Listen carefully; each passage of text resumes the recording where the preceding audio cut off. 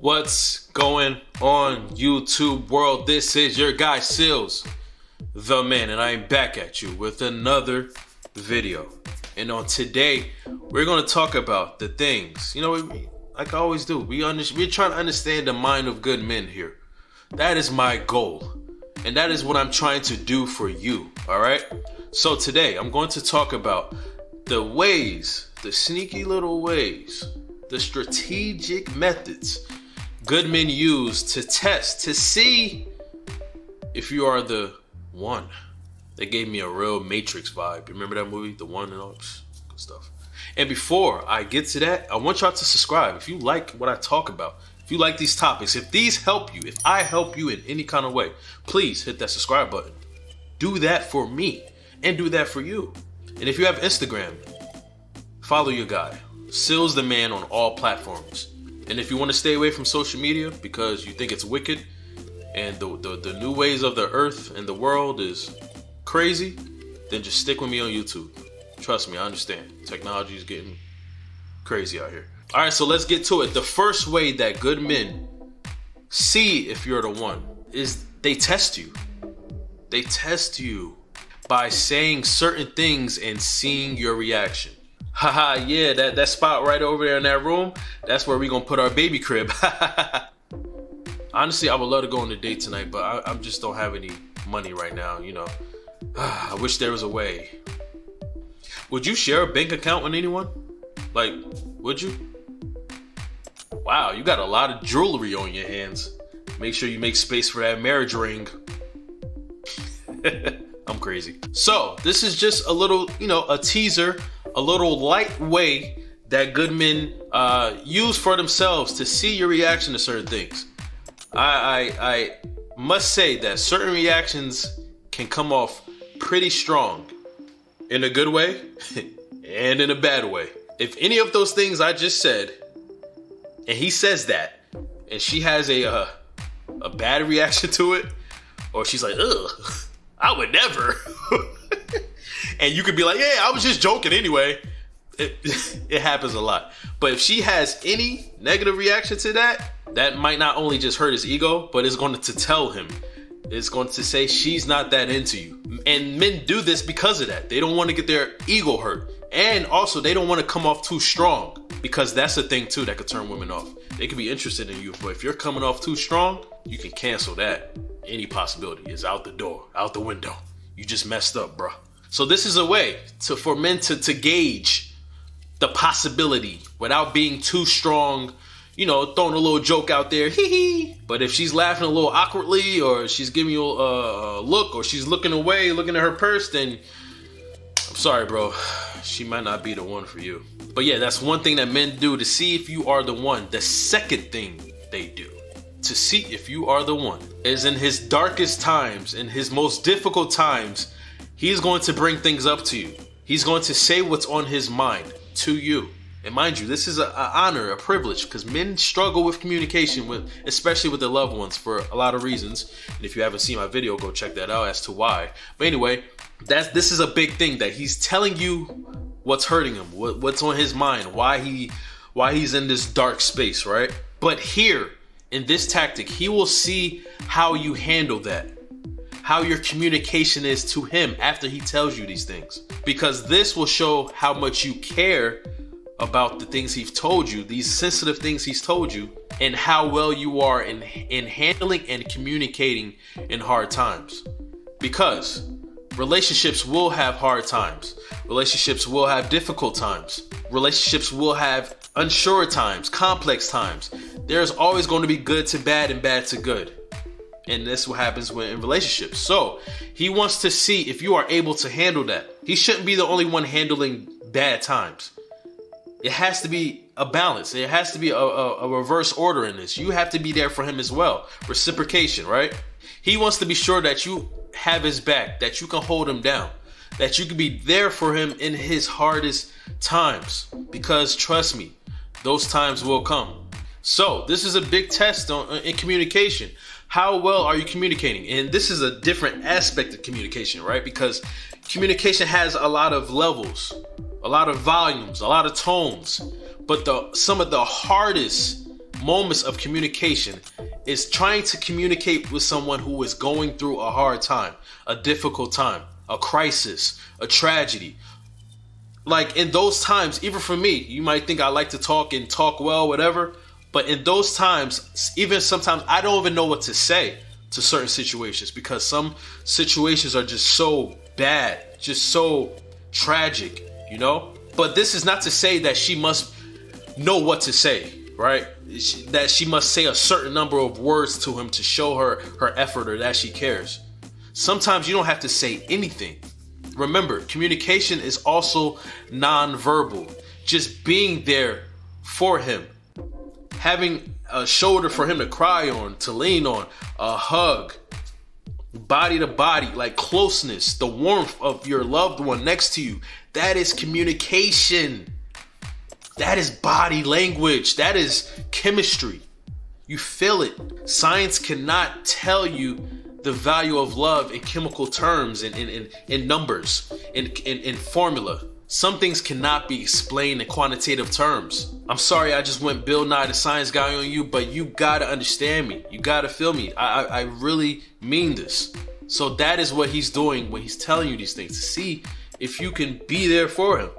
The third thing a man will do, a good man will do, is bring you around his friends. Oh, I'm sorry, not just his friends, but his best friends, his circle, his clique. Because think about this. His friends are an extension of him and vice versa.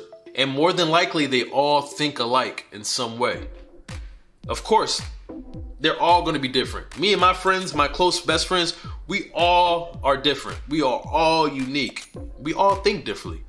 But when it comes to morals, beliefs, understandings, grounding, foundations, the basics, the fundamentals, we all share that. Because if we all didn't share that, then we would not be best friends. Maybe we could be friends. Maybe we could be associates, but we will not be best friends. You feel me? So, keeping that in mind, if he brings you around him, he wants them to vouch for you. He wants them to tell the truth about you and how they feel about you. They're either going to give the thumbs up or the thumbs down. They're either going to tell the truth, right? So it's either going to be good or bad. Energy is real. I know me. I remember one time my friend brought a woman around us, and man, she just had a really stank attitude. Like she was really like, you know, had a real bougie vibe. She wasn't talking to anybody. She just like real short with us, and I'm just like, I don't know. I'm a big, huge energy reader. I read people well. That's one of my gifts. And at the end of the day, I just told him like, hey, you know, I'm not hating. You know, I'm always here for you. You know, I'm gonna tell the truth. But yo, I don't think she the one, man. Like, I know you. You're my best friend. I know you. I know what you're compatible with. I know what you match with. And what she presented to us today, I don't know, man. I just don't feel the vibes. And I was correct. They later had a conversation and they were talking, and she told the truth. She said, I'm just not that into you. And then he told me the next day, and I was just like, you know, it's like I told you, you know. So you know your best friend, and you know what's good for him. So he's going to bring you around his best friends to see what they think. And it doesn't mean that their judgment is final, but their judgment is a big part of his evaluation of you, you know. It matters. What they think matters, right? And not only just your best friends, but your family. That's a whole nother topic, because family is very complex. You have cousins that be hating on you, and you got grandmas that love you. So it's a lot of love and hating families. So, but best friends is I want to emphasize them, best friends more than family right now. The fourth way that good men see if you are the one, is that they'll throw out ideas, especially date ideas that doesn't involve money, for example. Or he'll purchase you something that's not expensive, right?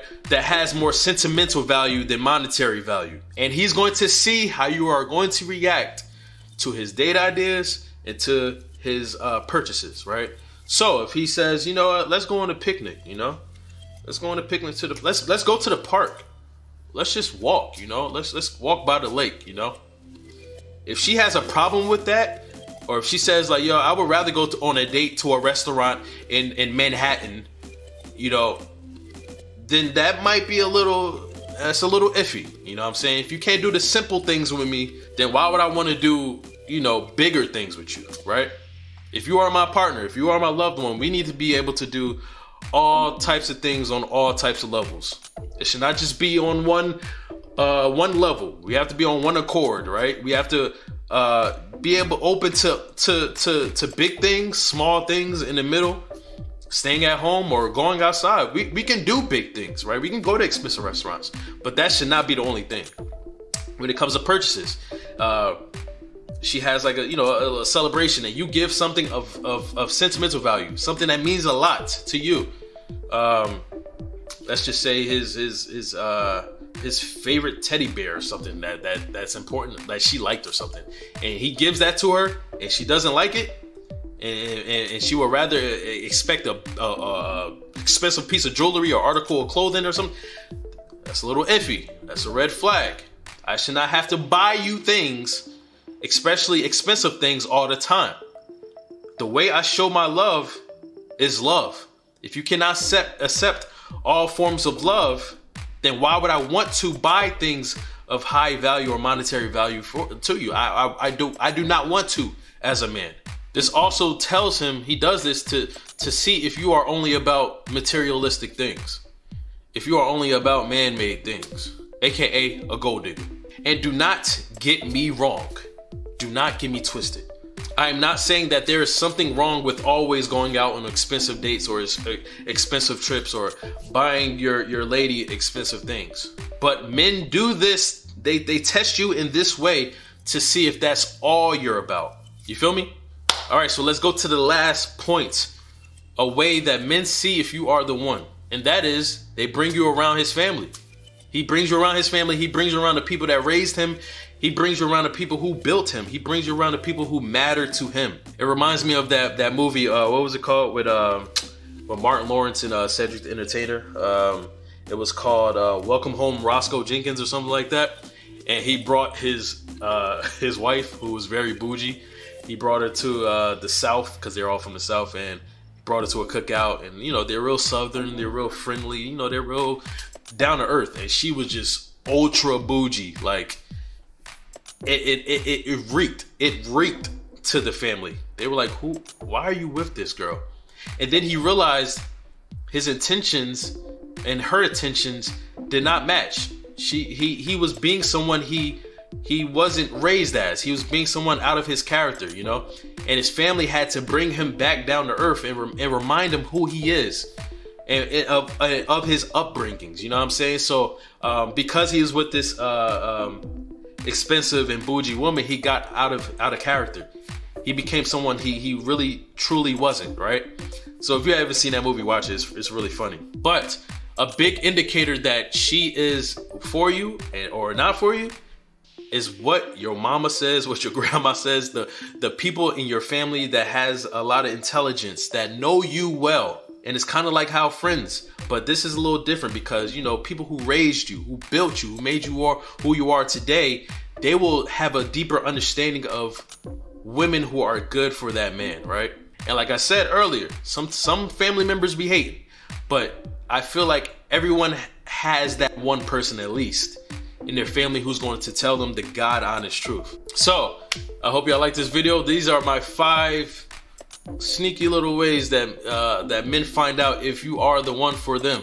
I'm just putting y'all on game, and this is just another aspect of how good men think, man.